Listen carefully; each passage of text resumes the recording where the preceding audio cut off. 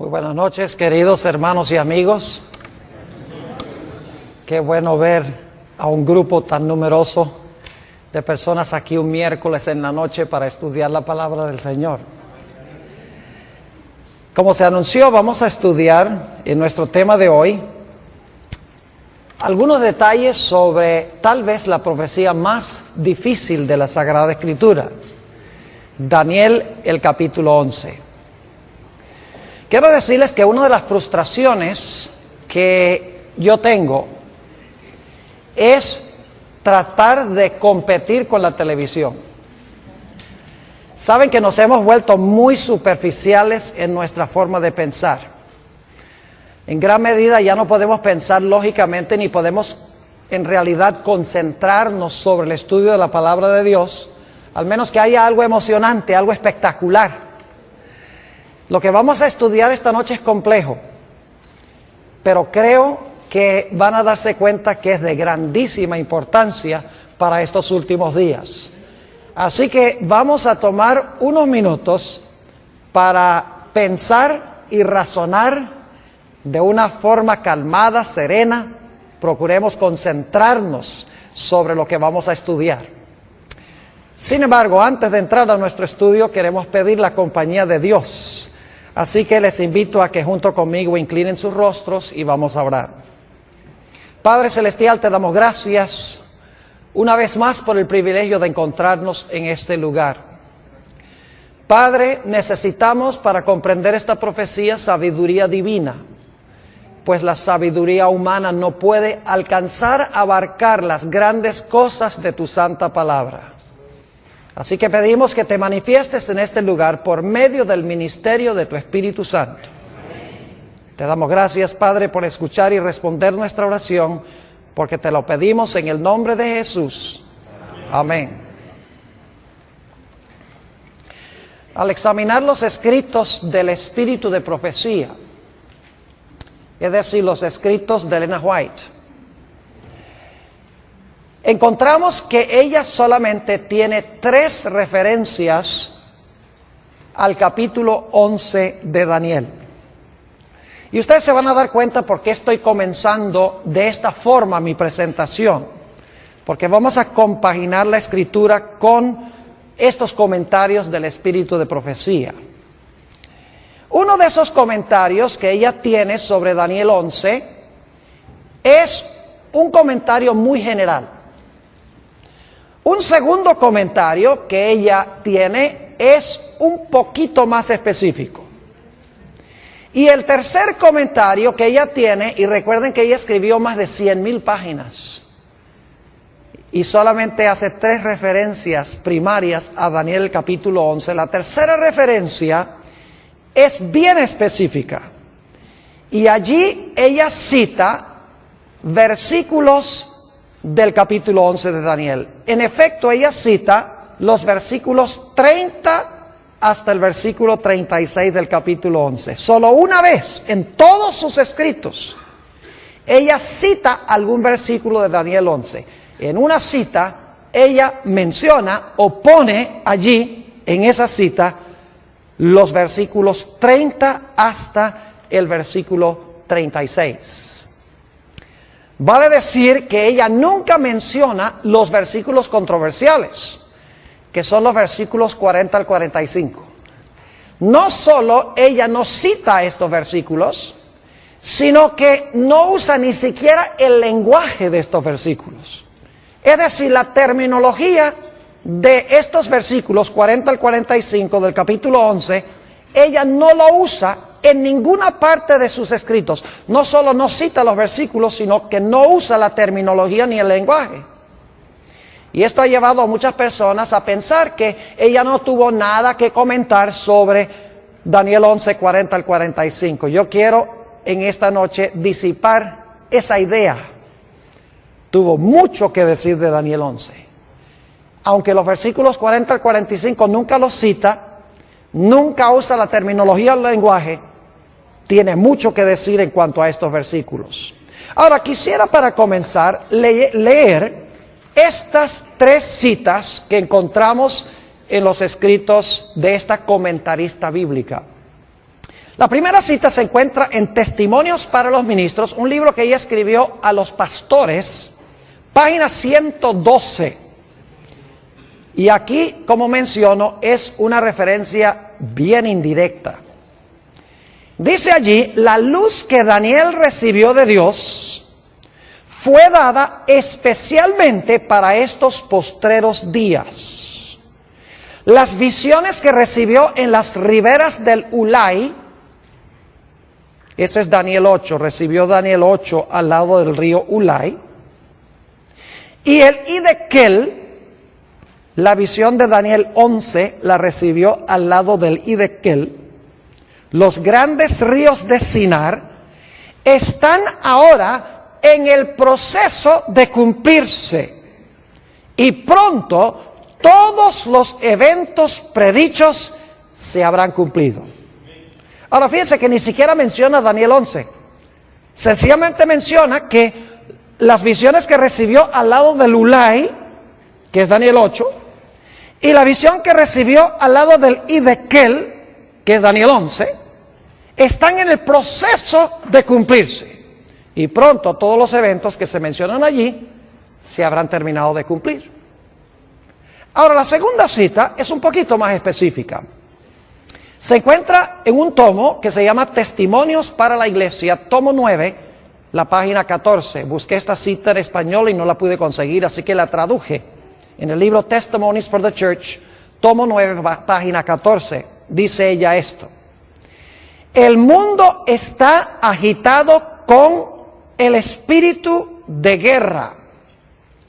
La profecía del capítulo 11 de Daniel casi se ha cumplido por completo. Entonces, ¿en qué parte de Daniel 11 estaríamos nosotros hoy? Si la profecía de Daniel 11 casi se ha cumplido por completo, significa que la mayor parte del capítulo se ha cumplido y estamos ¿a dónde? Estamos en los últimos versículos de Daniel 11. Sigue diciendo, pronto las escenas de angustia que se describen en las profecías ocurrirán. Ahora, en esta cita menciona específicamente Daniel 11. Dice que está, en la primera cita dice que Daniel 11 está en el proceso de cumplirse. Aquí un poco más específico, porque dice que la mayor parte de Daniel 11 ya se ha cumplido. Es decir, estamos en las escenas finales de Daniel, el capítulo 11. Ahora, la tercera cita es bien específica. Es la única cita, como les mencioné, a donde ella cita versículos de Daniel 11. Ella cita los versículos 30 al 36. Y quiero leer esa cita. Se encuentra, lamentablemente, está en una fuente que no se encuentra en español, no se encuentra traducido, pero yo traduje esta cita. Se encuentra en un tomo que se llama Manuscript Releases, tomo 13, en la página 394. Son materiales de la hermana White que no se habían publicado antes. Se sacaron más o menos unos 20 tomos con todo ese material que antes no había sido publicado. Por eso se llama Manuscript Releases, tomo 13, página 394. Fíjense lo que dice. No hay tiempo que perder. Nos esperan tiempos angustiosos. El mundo está agitado con el espíritu de guerra. Pronto ocurrirán las escenas de angustia que se describen en las profecías. La profecía del capítulo 11 de Daniel casi se ha cumplido por completo. Hasta ahí es parecido a la cita del tomo 9 de los Testimonios. Pero ahora sigue diciendo, mucha de la historia que ha ocurrido en cumplimiento de esta profecía se repetirá. Pregunta, ¿hay una porción de Daniel 11 que se cumplió ya? Sí. Dice, una vez más, mucha de la historia que ha ocurrido en cumplimiento de esta profecía, no dice que la profecía se va a volver a repetir, dice mucha de la historia que cumplió la profecía se va a repetir. Y luego note lo que sigue diciendo en el versículo, esta cita. Después de decir mucha de la historia que ha ocurrido en cumplimiento de esta profecía se repetirá, ella dice esto: En el versículo 30, ahora va a decir cuál parte se va a repetir de nuevo, cuál parte de la historia de Daniel 11 se va a repetir de nuevo. Dice, en el versículo 30, se habla de un poder que se enojará contra el pacto santo y hará según su voluntad. Volverá pues y se entenderá con los que abandonen el santo pacto. Y luego, no voy a citar los versículos, luego ella continúa citando los versículos 31 al 36. Es decir, el que leía es el versículo 30 y luego ella cita versículo 31 al 36 y entonces dice esto. Escenas semejantes a las que se describen en estas palabras ocurrirán. Yo pregunto entonces, ¿qué porción de Daniel 11, según esta autora, se va a repetir de nuevo? ¿O qué eventos históricos, en cuáles versículos se van a volver a repetir? Son los eventos que se describen ¿dónde? En los versículos 30 hasta el versículo ¿qué? Hasta el versículo 36. Y quiero recalcar nuevamente que ella no dice que la profecía se va a cumplir dos veces. Dice que mucha de la historia que se realizó en cumplimiento de esta profecía se va a repetir. No es la profecía, es la historia que cumplió la profecía la que se va a volver a repetir. Es decir, las escenas que describen los versículos 30 al 36 van a ocurrir de nuevo en la historia. Ahora, para entender lo que ella está tratando de decir, necesitamos regresar un momento para repasar la secuencia de reinos que encontramos en Daniel 7 y Daniel 8.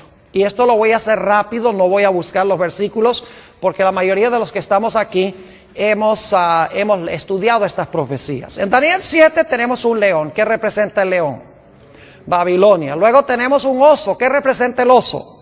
Medo-Persia. Luego tenemos un leopardo. ¿Qué representa el leopardo? Grecia. Luego tenemos un dragón o una bestia terrible que representa ¿qué reino? Roma. Y luego a ese dragón le salen 10 cuernos. ¿Qué representan los 10 cuernos? Representan los 10 reinos en los cuales se dividió el imperio romano. Y luego entonces sale un cuerno ¿qué? Un cuerno pequeño que gobierna ¿por cuánto tiempo? Por 1260 años. Ahora, ¿qué representan los 10 reinos? O los 10 cuernos, 10 reinos de Roma. ¿Y qué representa el cuerno pequeño? El cuerno pequeño representa la iglesia romana desde el tiempo cuando cayó el imperio romano y se fragmentó en 10 reinos y 1260 años más adelante, en 1798, cuando recibió una herida mortal. Es decir, tenemos cierta secuencia de reinos: Babilonia, Medo-Persia, Grecia, Roma pagana, Roma papal. Esa es la secuencia de reinos. Ahora necesito ir a Daniel 8, porque Daniel 8 sigue la misma secuencia, pero hay una excepción. En Daniel 8 no empieza con Babilonia, sino que empieza con ¿cuál reino? Empieza con Medo-Persia. ¿Recuerdan un carnero? ¿Cuántos cuernos tiene el carnero? 2. Uno es más alto que el otro y dice que este carnero representa ¿qué reino? Daniel 8 lo dice, versículo 20. Dice, el carnero representa el reino de Medo-Persia. Muy bien. Y luego después se levanta un macho cabrío que viene y ataca al carnero. ¿Y qué representa ese macho cabrío que tiene un cuerno notable entre sus ojos? Representa Grecia. ¿Y qué representa el cuerno notable? A su primer rey, Alejandro Magno. Y luego ese cuerno es quebrado, que significa que cae Alejandro Magno, y luego salen ¿cuántos cuernos? Salen cuatro cuernos. Y en medio de esos 4 cuernos sale un cuerno ¿qué? Un cuerno pequeño. Ahora, claramente en Daniel 8 dice que el carnero representa a Medo-Persia. No cabe duda que el macho cabrío representa a Grecia. Su primer rey es Alejandro Magno. Los 4 cuernos que salen cuando ese cuerno grande es quebrado representan los 4 reinos en que se fragmentó el reino griego. Y luego entonces encontramos el cuerno pequeño, que si ustedes estudian con cuidado Daniel 8, van a encontrar que el cuerno pequeño tiene dos etapas. En primer lugar, el cuerno pequeño se extiende horizontalmente, porque conquista al norte, a la tierra deseable y al sur. Es decir, se extiende geográficamente. Pero luego dice que ese cuerno pequeño se mete con el reino de Dios y pisotea el santuario de Dios. Es decir, al principio es un cuerno político, pero luego se convierte en un poder religioso. Dos Romas. Roma política y Roma ¿qué? Y Roma religiosa. Es decir, tenemos la misma secuencia. Tenemos, en Daniel 7 empieza con Babilonia, ya. Daniel 8 empieza con Medo-Persia. Medo-Persia, Grecia, Roma política, luego Roma papal o Roma religiosa. Ahora, con este trasfondo podemos entender un poco mejor la secuencia de Daniel 11. Vayan conmigo a Daniel 11 y vamos a leer empezando en el versículo 2. Lógicamente no podemos estudiar todos los detalles de este capítulo porque nos tomaría demasiado tiempo. Lo que quiero es que vean la secuencia de reinos. Daniel 11 y el versículo 2. Fíjense con qué reino comienza Daniel 11. Y ahora yo te mostraré la verdad. He aquí que aún habrá 3 reyes ¿en qué? En Persia. Y el cuarto se hará de grandes riquezas más que todos ellos. Y al hacerse fuerte con sus riquezas levantará a todos contra el reino ¿de qué? De Grecia. ¿Con qué empieza Daniel 11? Con Persia. ¿Empezó Daniel 8 con Persia? Claro que sí. Ahora, note lo que dice el versículo 3. Acaba de mencionar el reino de Grecia y dice en el versículo 3, se levantará luego un rey valiente, el cual dominará con gran poder y hará su voluntad. Ese es el cuerno notable en Daniel 8. Pero cuando se haya levantado, su reino será ¿qué? ¿Qué pasó con el cuerno en Daniel 8? Fue quebrado. ¿Y repartido hacia qué cosa? Los 4 vientos. ¿Cuántos cuernos salieron en Daniel 8 después que el cuerno notable fue quebrado? 4, exactamente. Dice, no a sus descendientes, ni según el dominio con que él dominó, porque su reino será arrancado y será para otros fuera de ellos. Es decir, su reino no fue a ninguno que descendió de él. Históricamente eso es cierto. Así que en Daniel 11 empezamos en primero con Persia, luego continuamos con ¿quién? Grecia, el cuerno notable que es quebrado, 4 reinos que se levantan de allí. Y entonces quiero que noten cuál es el siguiente poder. Daniel 11 y el versículo 22, estamos saltando algunos versículos porque solo quiero que capten la secuencia de reinos. Daniel 11 y el versículo 22. Dice, las fuerzas enemigas serán barridas delante de él como con inundación de aguas. Serán del todo destruidos junto con el príncipe del pacto. Ahora esa palabra destruidos mejor se traduce quebrantados. Es decir, ¿quién iba a ser quebrantado? El príncipe ¿de qué? El príncipe del pacto. Ahora yo pregunto, históricamente, ¿quién fue el que quebrantó al príncipe del pacto? ¿Qué imperio quebrantó al príncipe del pacto? ¿Fue quebrantado por quién? Por Roma. ¿Cuál Roma? ¿La Roma papal o la Roma pagana? La Roma pagana. Ahora yo pregunto, si Daniel 11 está siguiendo la misma secuencia de Daniel 8, ¿cuál esperaríamos que sería el siguiente reino? Tiene que ser Roma religiosa, ¿sí o no? Porque hemos visto Daniel 7, Babilonia, Medo-Persia, Grecia, Roma pagana, 10 reinos, cuerno pequeño. Hemos visto en Daniel 8 que comienza con Persia, luego Grecia, el cuerno notable, los 4 cuernos, luego entonces viene Roma en su fase política, luego entonces viene Roma en su fase religiosa. Daniel 11 tenemos lo mismo, tenemos a Persia, tenemos luego a Grecia, tenemos el rey notable, tenemos los 4 cuernos y luego entonces el poder que quebranta al príncipe del pacto, que fue Roma pagana. Es decir, el siguiente reino tiene que ser, ¿cuál Roma? Tiene que ser Roma papal, la Roma religiosa.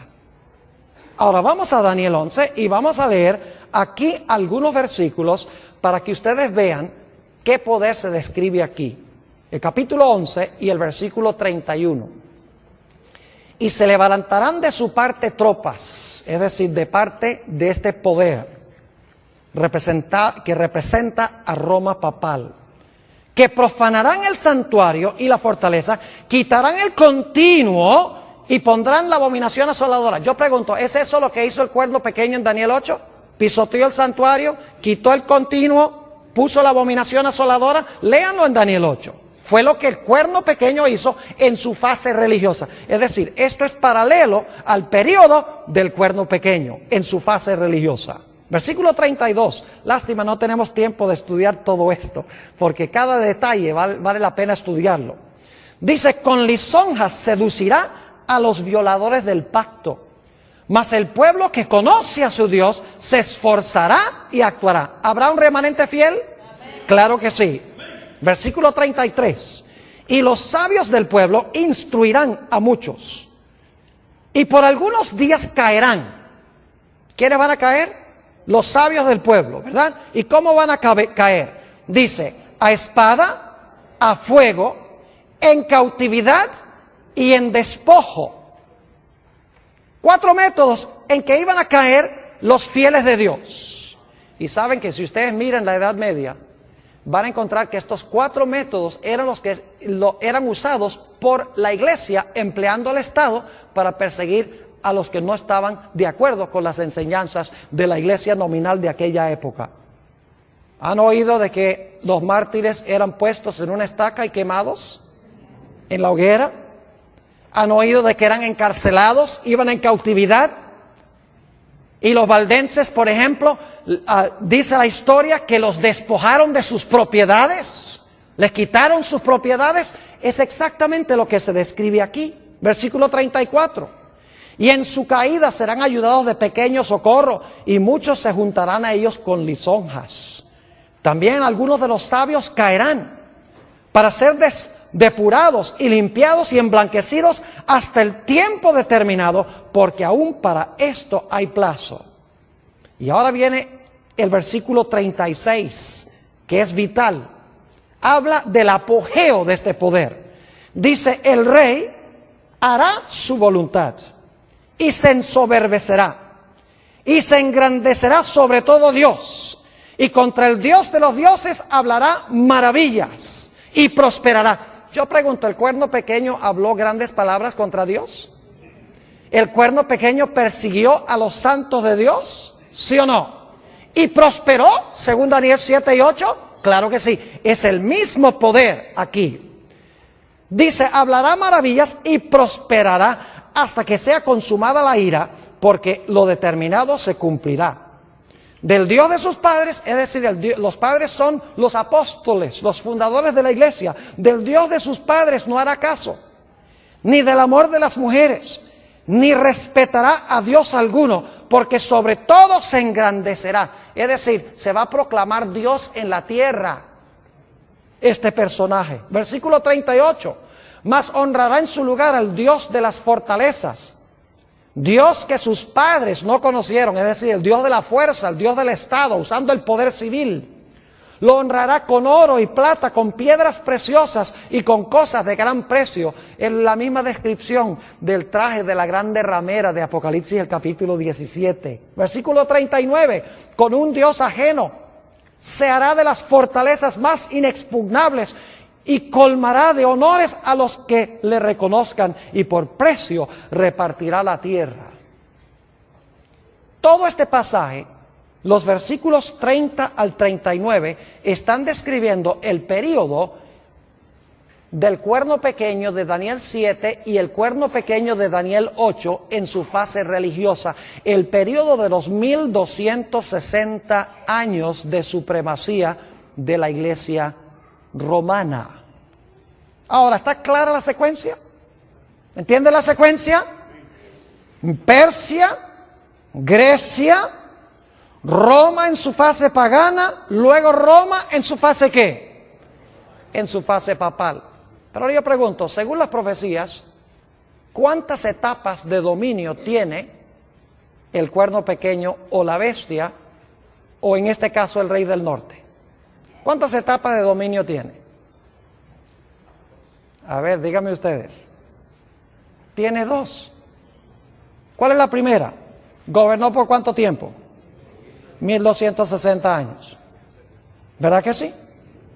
Ahora, cuando cayó, después de los 1260 años, en 1798, terminado, ya no se levanta más nunca. ¿O se va a volver a levantar? ¡Oh, se va a volver a levantar! Porque Apocalipsis 13 dice que la bestia que gobernó 42 meses, que es lo mismo que los 1260 días, iba a recibir una herida, ¿qué? Mortal. Y por un tiempo iba a estar fuera de comisión. Y luego su herida de muerte se iba a ¿qué? Sanar, y nuevamente iba a gobernar ¿qué cosa? El mundo. Ahora podemos entender por qué Ellen G. White dijo que escenas semejantes a las del pasado se iban a repetir.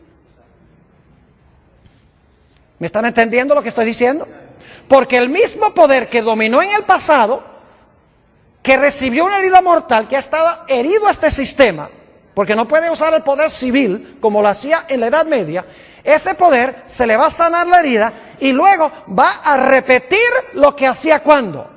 Lo que hacía durante los 1260 años. Por eso es que la autora que leímos dice, nuevamente, leo esta cita, dice, escenas semejantes a las que se describen en este versículo o en estas palabras ocurrirán de nuevo.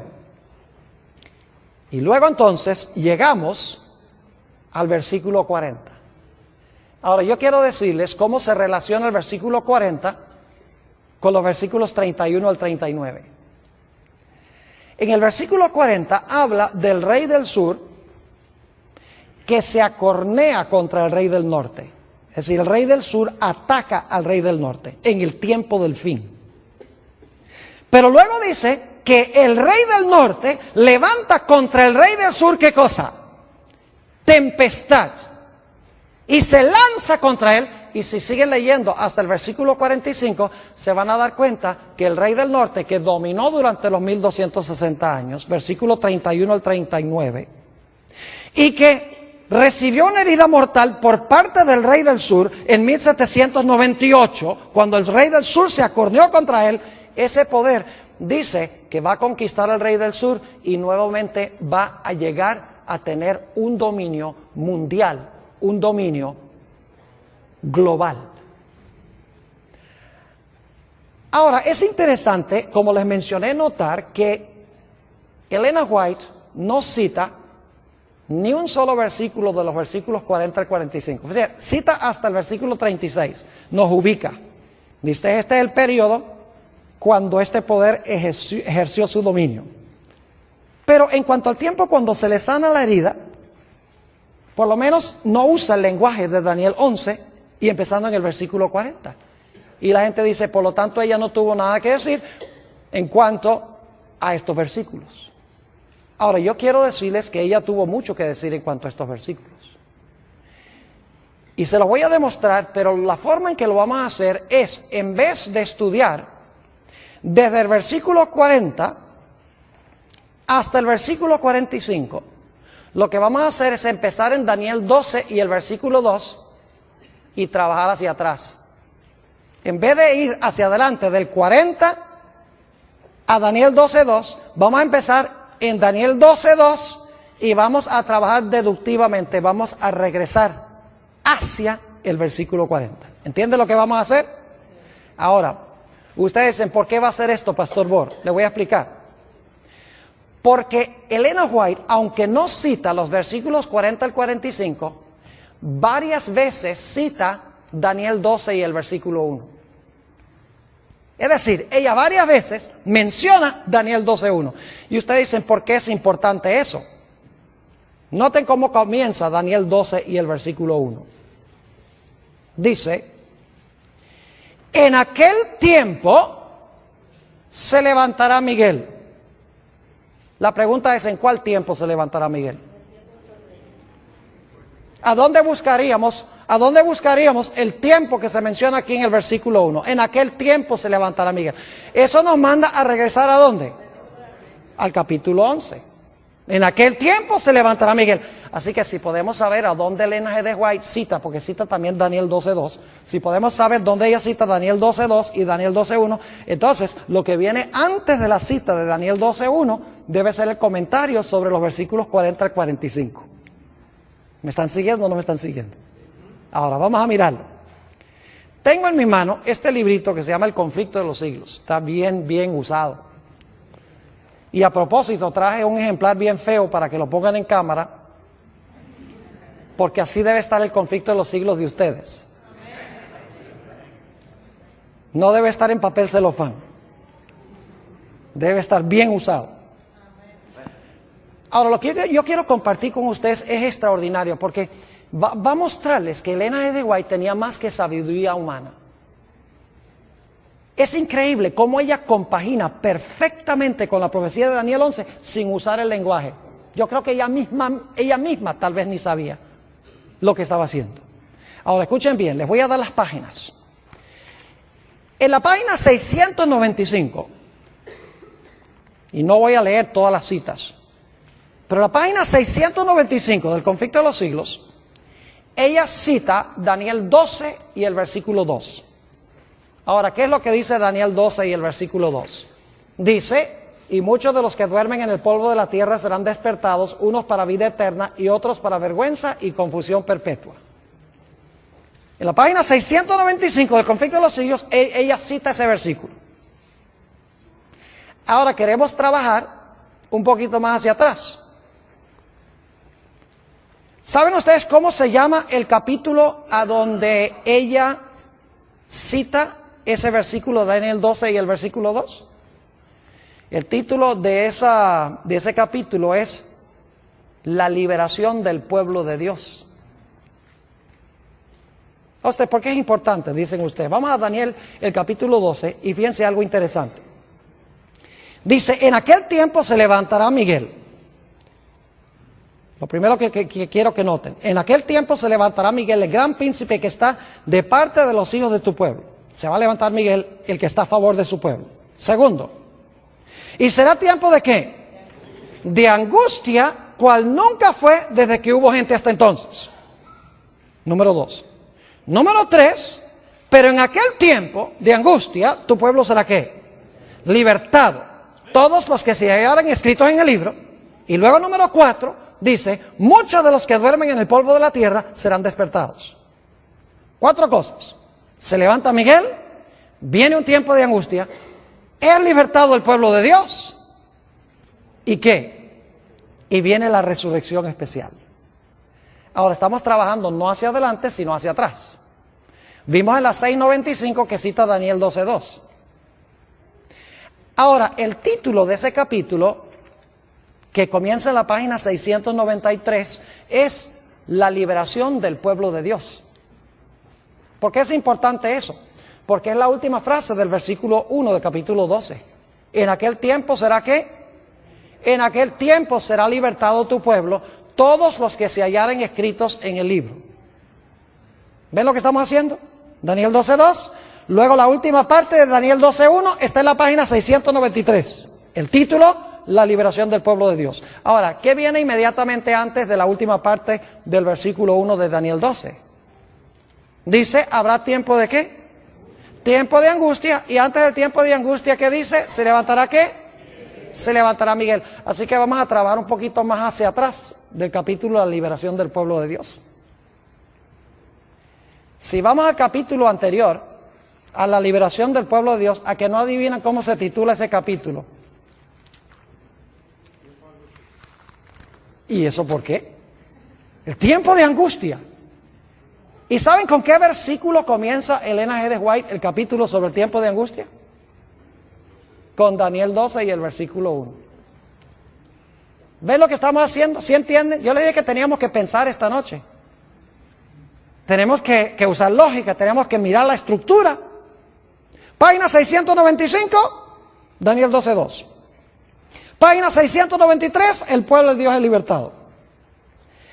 En la página, escuchen bien, en la página 671, yendo hacia atrás, está el capítulo que se titula El tiempo de angustia.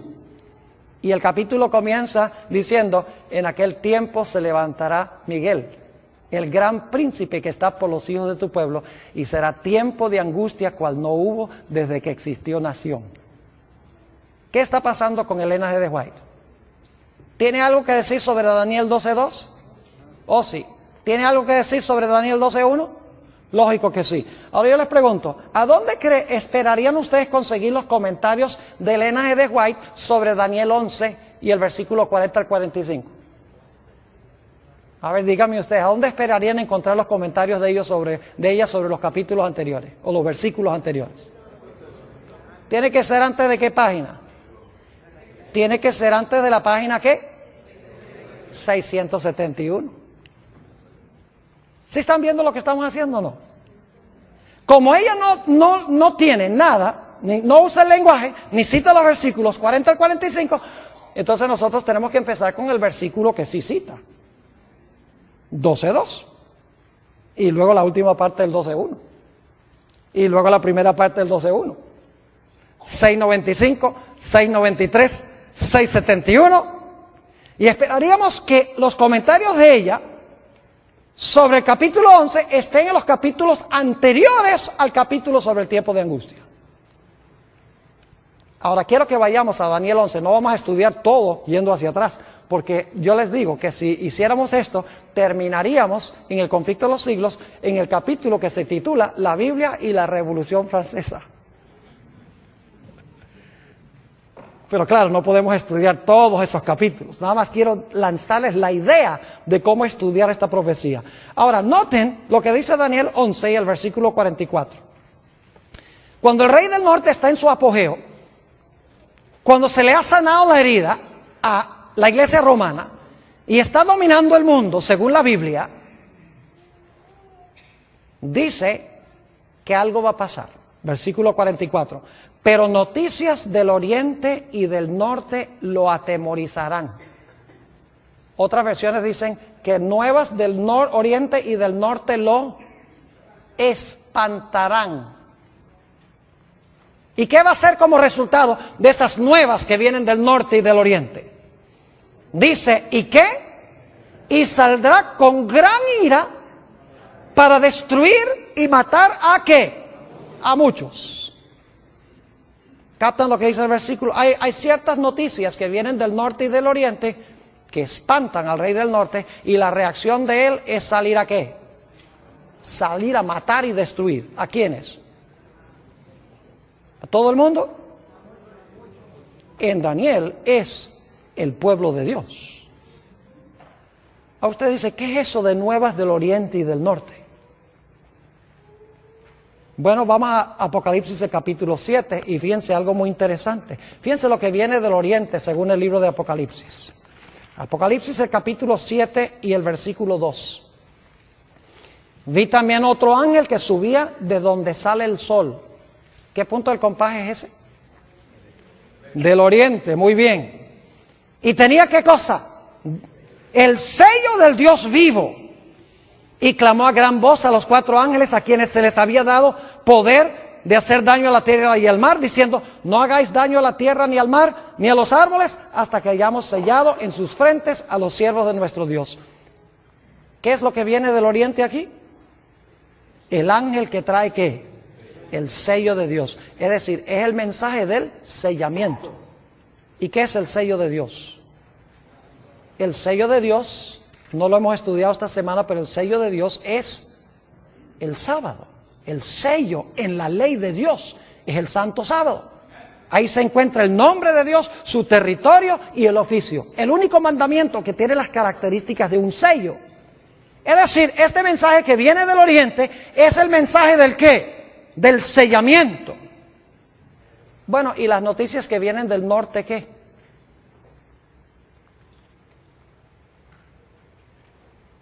Ahora, nosotros generalmente pensamos en los puntos del compás. ¿Dónde queda el norte aquí? Que estoy un poquito desubicado. ¿Hacia allá? Ok, nosotros generalmente pensamos norte hacia adelante, sur hacia atrás, oriente a la derecha y occidente a la izquierda. Pero técnicamente hablando, el norte es arriba y el sur es abajo. El oriente es la mano derecha y el occidente es la mano izquierda. Yo pregunto, ¿a dónde tiene Dios su trono? En el cielo. Pero específicamente, ¿en qué punto del compás según la Biblia? Cuando Lucifer quiso ocupar el trono de Dios, dice que quiso ocupar el trono de Dios a los lados ¿de qué? A los lados del norte. ¿Y Dios vive dónde? Ya hemos visto, vive en el cielo. Ahora noten Apocalipsis el capítulo 18. Apocalipsis el capítulo 18 va a hablar de la caída de este sistema religioso apóstata. Dice en Apocalipsis 18 y el versículo 1: después de esto vi a otro ángel descender ¿de dónde? ¿Qué dirección del compás es eso? Del norte, muy bien. Después de esto vi a otro ángel descender del cielo con gran poder, y la tierra fue alumbrada con su gloria. Pregunto, ¿son nuevas que vienen del norte, sí o no? ¿Sí? ¿El sello viene del oriente? Claro que sí. Y clamó con voz potente diciendo: ha caído la gran Babilonia, que dicho sea de paso, el mismo rey del norte de Daniel, el capítulo 11. Y se ha hecho habitación de demonios y guarida de todo espíritu inmundo y albergue de toda ave inmunda y aborrecible. Es decir, este sistema religioso ha caído porque impone la marca de la bestia, mientras que Dios, ¿qué es lo que da? Su sello. Versículo 3: porque todas las naciones han bebido del vino del furor de su fornicación, y los reyes de la tierra han fornicado con ella, y los mercaderes de la tierra se han enriquecido de la potencia de sus deleites. Y ahora escuchen, esto es lo que especialmente espanta este sistema, no solamente porque se está predicando que el sistema ha caído, sino que se está llamando a los que están en el sistema a salir. Dice en el versículo 4: y oí otra voz del cielo que decía: salid de ella, pueblo mío, para que no seáis partícipes de sus pecados, ni recibáis parte de sus plagas. Yo pregunto entonces, ¿cuáles son las nuevas que vienen del oriente y del norte que espantan a este rey del norte humano que quiere usurpar el lugar de Dios? Es el mensaje de ¿qué?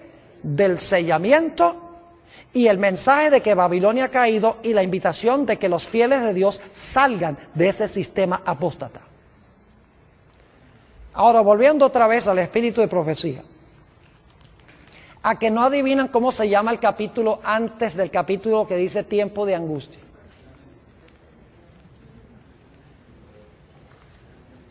¿Sabe cómo se titula?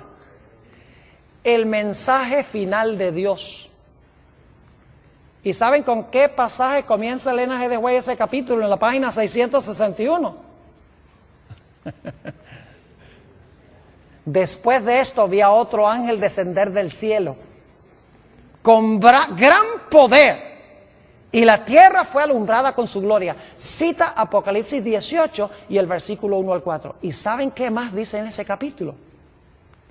Dice en primer lugar que los poderes del mundo unidos, el protestantismo apóstata, con la iglesia romana y con los reyes de la tierra, están imponiendo por ley la observancia del primer día de la semana. Mientras que el pueblo de Dios, dice allí, con rostros iluminados, está yendo y proclamando que Babilonia ha caído y que la gente debe recibir el sello de Dios, debe guardar el sábado como señal de su lealtad a Dios. Y dice ella allí que como resultado del mensaje que proclama el pueblo de Dios, para usar una buena expresión puertorriqueña, los poderes religiosos del mundo se van a enfogonar contra el pueblo de Dios. Yo pregunto, ¿es lo mismo que encontramos en el versículo 44? Claro que sí. Solo que ella no está usando el lenguaje, pero sí está describiendo los eventos sin usar el lenguaje. En un momento le voy a explicar por qué no usó los versículos ni usó la terminología. Hay una razón especial por la cual no lo hizo. ¿Están entendiendo lo que estamos haciendo? Página 695, Daniel 12:2. Página 693, la última frase de Daniel 12:1. Tu pueblo será libertado. Página 671, se levantará Miguel y habrá tiempo de angustia. Página 661, el mensaje que viene del norte, del cielo, de que la gente salga de Babilonia, y el mensaje del sábado, del sellamiento, de recibir el sello del Dios vivo y la ira que tendrá el mundo religioso contra aquellos que reciban el sello de Dios. Ahora yo quiero preguntar, ¿a dónde esperarían ustedes conseguir lo que Elena G. de White tiene que decir sobre los versículos antes del versículo 43? O antes del versículo 44. ¿Dónde esperarían conseguir los comentarios de ella? ¿Antes de qué página? Antes de la página 661.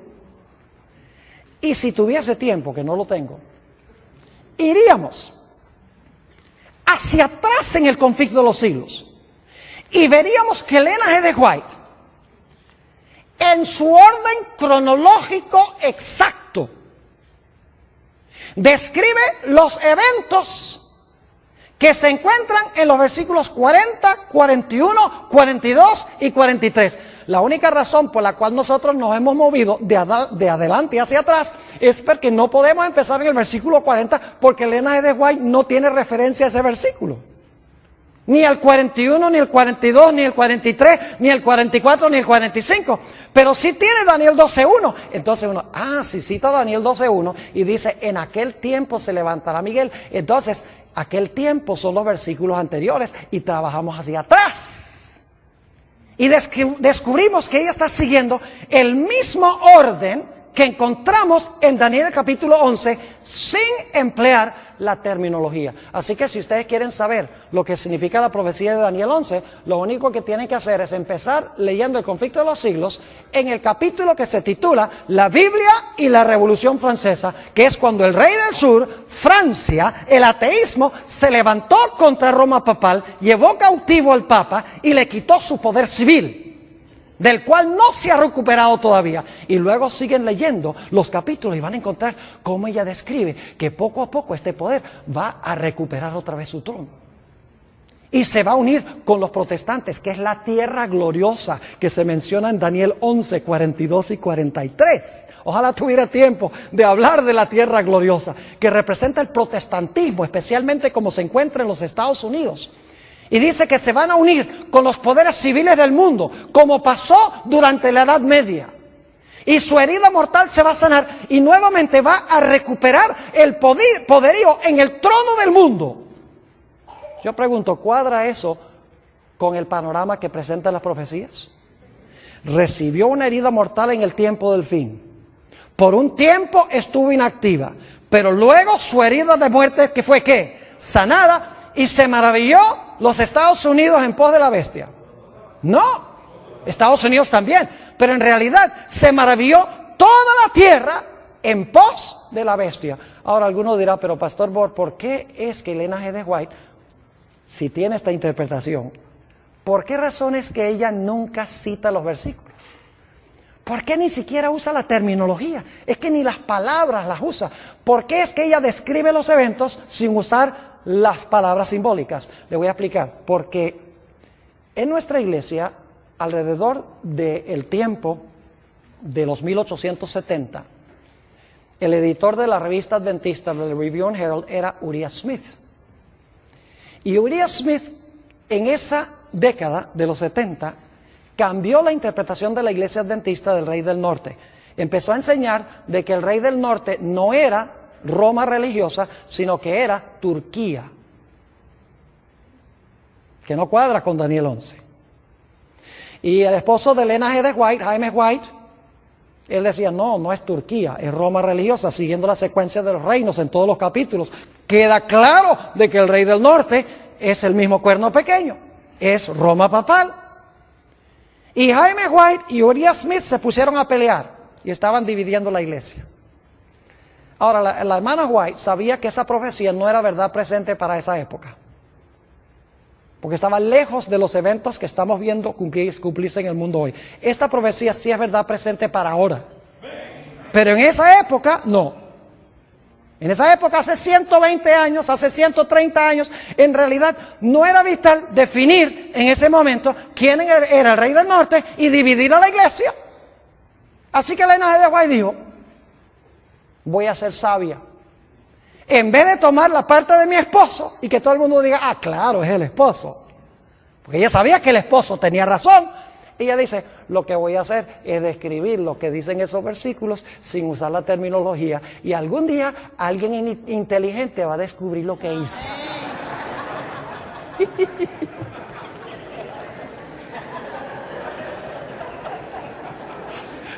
Y quiero decirles, yo no soy el único que lo he descubierto. Pero mis hermanos y hermanas, estas no son cosas que nosotros podemos descubrir nada más leyendo someramente la Escritura.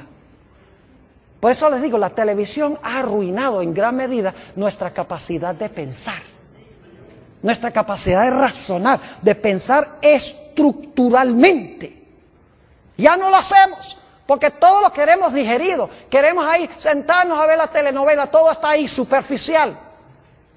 Y hemos dejado de razonar, de pensar, de luchar con los grandes problemas que presentan las profecías y las Escrituras. Yo pienso que puedo regañarlos porque esta noche es mi última noche. Ahora escuchen bien. Algunas personas preguntan, Pastor Borg, ¿por qué Ellen G. White no menciona a Islam en las profecías? Porque hoy en día hay algunos en la iglesia adventista que están encontrando a Islam. Inclusive hay un teólogo famoso de la iglesia adventista que está diciendo que el cuerno pequeño es Islam. Y bien famoso, no voy a mencionar su nombre porque esto va a salir al aire. Pero está diciendo que el cuerno pequeño es Islam. Porque como los musulmanes están en las profecías, están en la historia ahora, en las noticias, tiene que estar en la Biblia. Lo mismo hizo Uriah Smith en la década de los 1870, como Turquía estaba en las noticias, dice, hay que conseguir a Turquía. ¿Cuántas veces menciona Ellen G. White a los musulmanes como cumplimiento profético en la última mitad del conflicto de los siglos? Ni una sola vez. Ahora, yo creo que lo que está pasando con los musulmanes puede precipitar el cumplimiento de profecías bíblicas, pero no es el cumplimiento de una profecía bíblica. ¿Me estoy explicando? Es decir, puede ser funcional en llevar a cumplir profecías bíblicas, pero no es el cumplimiento de una profecía bíblica. Yo les voy a decir, hay 3 razones por las cuales yo creo que se ha levantado Islam para cumplir profecías bíblicas. Número 1, porque Satanás quiere poco a poco que la gente pierda sus libertades en este país. Porque él sabe que no puede quitar la libertad de la noche a la mañana. Y no voy a describir cómo poco a poco hemos ido perdiendo nuestras libertades. No radicalmente, pero poco a poco. Y va a ser muy fácil algún día usar todas estas, la ley patriota y todas estas cosas, como una excusa para que nosotros seamos echados en la cárcel y no podamos tener un abogado, ni nos digan de qué nos están acusando. Y para que puedan escuchar nuestras conversaciones telefónicas. ¿Me estoy explicando? Primera razón, para perder las libertades poco a poco. Segundo, para traer a los Estados Unidos a la prominencia a nivel global. Porque eso es lo que Apocalipsis 13 dice que tiene que pasar. Los Estados Unidos tiene que, como decimos en inglés, flex its muscles. Porque es el país, es el poder prominente en Apocalipsis 13, unido con Roma papal. Y en tercer lugar, fíjense qué sabio es el diablo. El diablo yo creo se va a morir por trasnochado. Por estudiar las Sagradas Escrituras. Porque él estudia las profecías para ver cómo contrarrestar las profecías como las presenta Dios en la Biblia. ¿Saben ustedes que hoy en día la mayoría de las iglesias están mirando al Medio Oriente para el cumplimiento de las profecías? Irak, Afganistán, los palestinos, Israel, que se va a reconstruir el templo. Y todos están mirando allá. Y mientras tanto las profecías se están cumpliendo con Roma y con los Estados Unidos y nadie lo ve porque la gente está mirando a donde no es. Así que Islam es funcional en el cumplimiento de las profecías bíblicas. No cabe duda, pero no es el cumplimiento específico de alguna profecía bíblica. ¿Les ha quedado claro lo que estudiamos esta noche? Es sencillo, no es complicado. Mis hermanos y hermanas, apreciadas visitas, necesitamos, por el poder de Dios, sentarnos a estudiar las Escrituras profundamente con oración. No conformarnos con lo superficial. No venimos a la iglesia a que nos entretengan o a gozar. Hoy en día esa es la moda en la iglesia. Ay, que me den mucha música y muchos adornos y muchas cosas. Creo en la música, gloria a Dios, es un apoyo. Pero nunca sustituyamos los adornos por el mensaje. Estamos viviendo en tiempos tremendos. Y ojalá que Dios nos ayude a entender estas profecías y que estemos en el lado correcto en el gran conflicto.